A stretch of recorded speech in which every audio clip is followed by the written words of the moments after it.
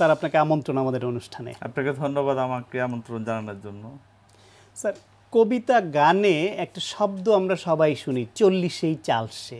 অর্থাৎ এই 40-এই চালসে হওয়ার যে প্রবণতা শুরু হয় 40 বছর বয়স বা তার পরবর্তী, সেটা মূলত মেডিকেল টার্মে আপনারা বলেন ক্যাটারাক্ট বা চোখের ছানি পড়া। একজন মানুষের এই যে চালসে বা ছানি পড়া বা কম দেখা, এই ঘটনাটা ঘটে কেন? ধন্যবাদ আপনাকে সুন্দর একটা কোশ্চেন করার জন্য। আসলে বয়সের সাথে সাথে আমাদের শরীরে অনেক অঙ্গ প্রত্যঙ্গে পরিবর্তন হয়। বয়স হলে যেমন মানুষের চুল পাকে, চুল পড়ে, আমাদের স্কিনে ভাঁজ পড়ে, শক্তি কমে যায়, মেমোরি কমে যায়। এটা বয়সের সাথে সাথে সব সারা বিশ্বের মানুষের মধ্যে পরিবর্তন হয়। অঞ্চল ভেদে বা দেশ হিসাবে কিছুটা তারতম্য হতে পারে। তো যেটা বলছেন চালসে, চালসে মানে 40-এর পরে যে চালসে হয় সেটাও বয়সজনিত পরিবর্তন। আরেকটা জিনিস যেটা মোর কমন আমাদের অকুলার প্রবলেম, চোখের ছানি পড়া, যেটা আমরা আমাদের আঞ্চলিক ভাষা এবং দেশের মানুষ বেশিরভাগই যেটাকে বলে ছানি অথবা পর্দা, কিন্তু আমাদের মেডিকেল সায়েন্সে সেটাকে আমরা বলি ক্যাটারেক্ট।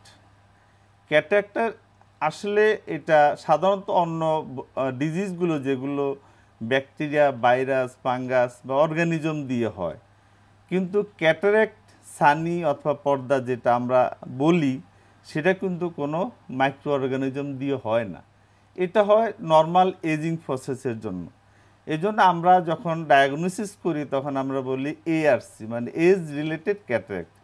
বয়স হলে বয়সের সাথে সাথেই পরিবর্তনের সাথে চোখের মধ্যে আল্লাহ প্রদত্ত যে একটা লেন্স, আমরা এটাকে বলি হিউম্যান ক্রিস্টালাইন লেন্স।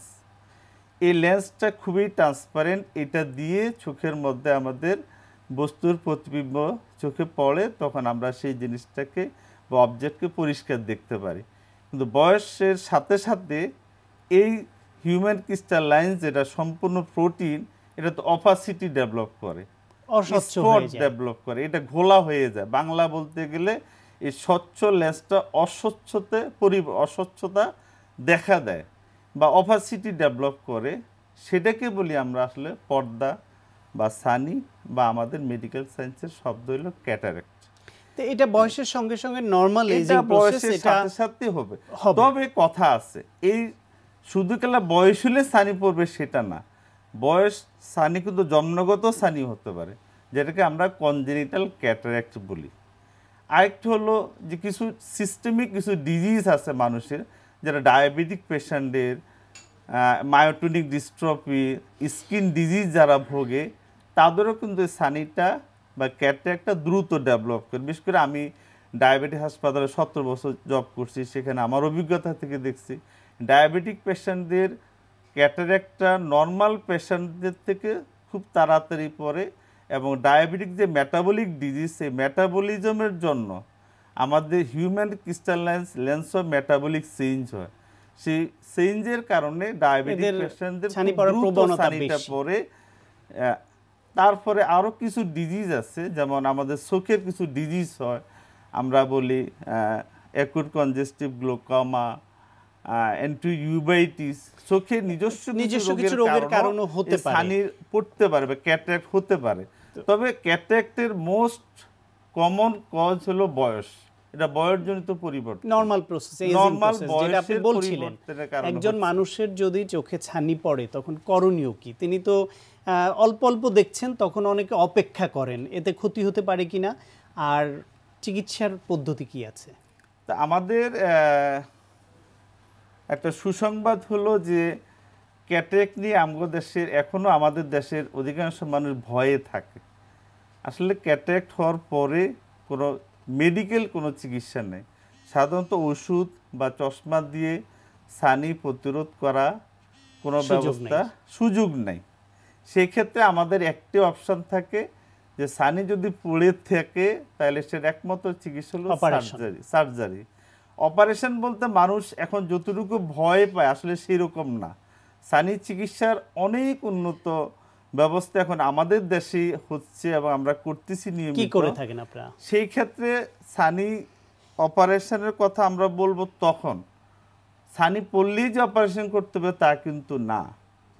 ছানি পড়ার কারণে যদি কোনো পেশেন্টের তার দৈনন্দিন লাইফের যে সমস্ত কর্মকাণ্ড আছে সেগুলো যদি তার অসুবিধা হয়, তাহলে সেই ক্ষেত্রে আমরা সাধারণত ছানি মানে অপারেশন অ্যাডভাইস করি। যেমন একজন কৃষক, সে কিন্তু দূরে দেখতে হয়, তাকে কাছে দেখার প্রয়োজন হয় না। কিন্তু একজন লাইব্রেরিয়ান, তাকে দূরে দেখার প্রয়োজন হয়, তাকে সারাদিন আলমারির বা বইয়ের খাতা দেখতে হয়, বিভিন্ন বইয়ের তাকে দেখতে হয়, মানে একজন শিক্ষিত মানুষ, তাকে লেখাপড়া করতে হয়। তার এই দৈনন্দিন লাইফের যদি কোনো অসুবিধা হয় ক্যাটারেক্টের কারণে, সেক্ষেত্রে আমরা সাধারণত বলি আপনাকে সার্জারি করে নেওয়ার জন্য। মানে সার্জারির ধরনটা কি? এটা কি সার্জারি বলতে সবাই এটা কি অজ্ঞান করার প্রয়োজন হয়, হসপিটালে ভর্তি হয়ে থাকার প্রয়োজন হয়, বিষয়টা কি? আসলে ছানির চিকিৎসা অনেক পরিবর্তন আসছে, এটা না বললে আসলে আপনারা বুঝতে পারবেন না। যে একসময় যখন আমরা গ্রাজুয়েশন করছি তখন যেরকম ছানি অপারেশন আমরা দেখছি তা সেই তুলনায় এখন ছানি অপারেশন একবারে সহজ হয়ে গেছে টেকনোলজির উন্নতির কারণে এবং আমার ডাক্তারদের প্রশিক্ষণের কারণে।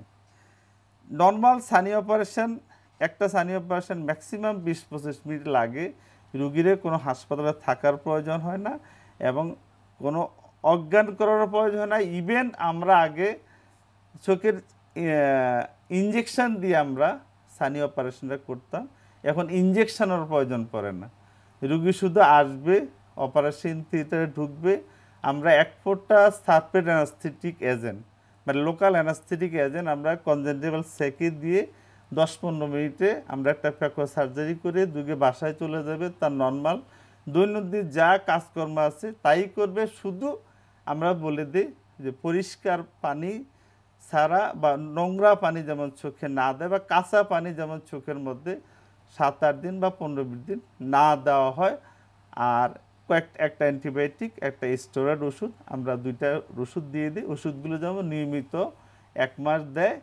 পেশেন্টের নামাজ পড়া, টেলিভিশন দেখা, দৈনন্দিন মেয়েদের ক্ষেত্রে বা মা বোনদের ক্ষেত্রে রান্নাবান্না করা, আমরা যারা এক্সিকিউটিভ অফিস আদালত করা, সেগুলো কোনো রেস্ট্রিকশন এখন প্রয়োজন পড়ে না। উন্নত প্যাকো ইমালসিফিকেশন যে উন্নত চিকিৎসা, যেটা আমরা মেশিনের সাহায্যে ক্যাটারেক্টকে টুকরো টুকরো করে ছোট্ট একটা ছিদ্র দিয়ে বাইর করে নিয়ে এসে আমরা সেখানে নরম লেন্স এখন পাওয়া যায়। নরম লেন্স মানে সফট লেন্স, যেগুলো ফোল্ডিং করা থাকে, ভাঁজ করা থাকে। এটা একটা ছোট্ট কলমের মাথার মতো ইনস্ট্রুমেন্ট আছে, এটা সেখান দিয়ে এই ভাঁজ করা লেন্সটা চোখের ভিতরে যে বড় হয়ে পজিশন নিয়ে নর্মালভাবে থেকে যায়। এটা কখনো লড়াচড়ার কোনো ভালোমতো দেখতে পাবেন। এটা দিয়ে রুগী যদি অন্য কোনো ডিজিজ অ্যাসোসিয়েটেড না থাকে, তাহলে রুগী ঠিক 15-20 বছর বা ইয়াং বয়সে যেরকম দেখছে সেরকমই সে দেখতে পারবে লেন্স ইমপ্লান্ট করার পরে। এই যে লেন্সের বিষয়টা, এটা যখন গেলে আপনাদের কাছে বলেন যে কম দামি লেন্স, বেশি দামি লেন্স, বা এটার মানিটা কি, কিংবা এই দামের ভ্যারিয়েশনের জন্য তার যে পরবর্তী যে রেজাল্ট সেটাও হেরফের হয় কিনা? এটা আসলে লেন্সের যেটা লেন্স বিভিন্ন ম্যাটেরিয়ালস দিয়ে তৈরি, সেই জন্য লেন্সের দামের তারতম্য হবে। যেমন শক্ত লেন্স আমরা বলি PMMA, পলিমিথাইল ম্যাথাঅ্যাক্রিলেট দিয়ে যে লেন্সগুলো তৈরি হয় সেগুলো শক্ত লেন্স। অনেকটা আমরা কাচের গ্লাস, কাচের চশমা যেরকম সেরকম লেন্স, সেই লেন্সগুলো শক্ত। এগুলো লেন্স চোখে ইমপ্লান্ট করার সময় একটু বড় করে আমাদের ইনসিশন দিতে হবে, দিয়ে তারপর লেন্সটাকে প্লেস করতে হয়। এটা খুবই কম দামি একটা লেন্স দিয়ে হয়তো অপারেশন করতে, যে আমি যে হসপিটালে আছি সেখানে আমরা প্রতি বছরে আমাদের 200-250 রোগী আমরা বিনা পয়সায় করি। এবং বাংলাদেশে অনেক এনজিও আছে যে এই শক্ত লেন্স দিয়ে খুব কম পয়সায় এবং বিনামূল্যে চিকিৎসা করে দিচ্ছে। তবে এই লেন্সের গুণগত মান এবং লেন্সের কোয়ালিটির দিকে যদি আপনি চিন্তা করেন, তাহলে সেই ক্ষেত্রে আমাকে নরম লেন্স, যেটাকে আমরা সফট লেন্স বলি, সার্জারিও সহজ, ইনসিশন ছোট দিতে হবে এবং কোয়ালিটি ভালো, সেই লেন্সগুলো আপনাকে ছোট্ট করে কাটতে হবে। যারা আমরা আগে গলব্লাডার অপারেশন সময় পুরো কেটে তারপর গলব্লাডার রিমুভ করতে হতো, এখন ল্যাপারোস্কোপির মাধ্যমে 3টা ছিদ্র করে গলব্লাডারকে রিমুভ করে একইভাবে এই সার্জারিও সহজ হয়ে গেছে সফট লেন্স আসাতে। চোখের ক্ষেত্রে প্যাকোইমালসিফিকেশন দুই দিকে দুইটা ছোট্ট ছিদ্র হবে, জাস্ট লাইক এ আলফিনের মতো দুই দিকে দুইটা ছিদ্র হবে। ছিদ্র দিয়ে ভিতর থেকে আমরা প্যাকো মেশিনের সাহায্যে লেন্সকে ইমালসিফাই করে সাকশন দিয়ে ইরিগেশন আইয়ে দিয়ে বাইর করে নিয়ে এসে সেই ক্ষেত্রে আমরা লেন্সটাকে দাম পড়বে বেশি। নরম লেন্স যেটা সেটা খুবই ভালো লেন্স এবং সার্জারি করলে রুগী সাথে সাথে বাসায় চলে যেতে পারবে। এক্ষেত্রে রুগীর আর্লি রিহ্যাবিলিটেশন মানে দ্রুত তাড়াতাড়ি তার কাজকর্মে ফিরে নরমাল লাইফে ফিরে যেতে পারবে। নরম লেন্স যদি আমরা চোখে সংযোজন করি বা ইমপ্ল্যান্ট করি, এটি হলো নরম লেন্সের সুবিধা। আপনাকে অনেক ধন্যবাদ স্যার, আমরা অনেক জরুরি এবং প্রয়োজনীয় বিষয় জানলাম। Thank you. প্রিয় দর্শক, আমরা শুনছিলাম চোখের ছানি পড়া এবং তার অপারেশন সম্পর্কিত অত্যন্ত প্রয়োজনীয় কিছু পরামর্শ। আশা করি আপনাদের কাজে লেগেছে।